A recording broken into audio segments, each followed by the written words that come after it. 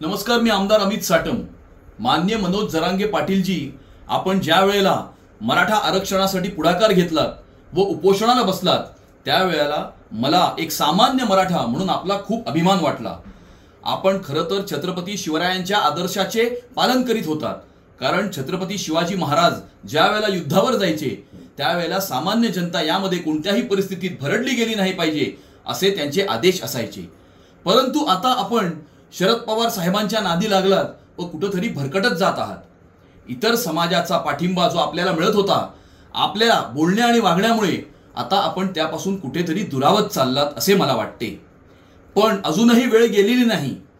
आई जगदंबेच्या चरणी मी ही प्रार्थना करतो की कपटी शक्तींच्या संमोहनातून आपण बाहेर पडावे. कारण आपल्यामध्ये गरीब मराठा समाजाला न्याय देण्याची कुवत आहे. खरे तर सगळे सोयरे पुढे आणायचे, त्यांनाच राजकारणात मोठे करायचे असा शरद पवार साहेबांचा सुप्त अध्यादेश राहिलेला आहे. कारण मी जर चुकत असेल तर मला दाखवा की शरद पवार साहेबांनी एक तरी गरीब मराठा कुटुंबातून येणारा मराठा मोठा केला असेल तर मला दाखवा.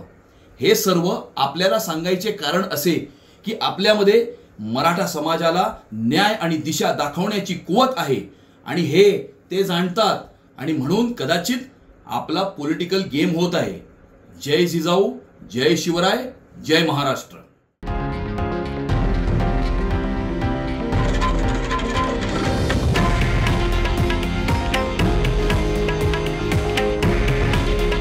हे आहे देशातील नंबर 1 न्यूज नेटवर्क आणि आपण पाहत आहात TV9 मराठी. काळजी तुमची, हित महाराष्ट्राचं.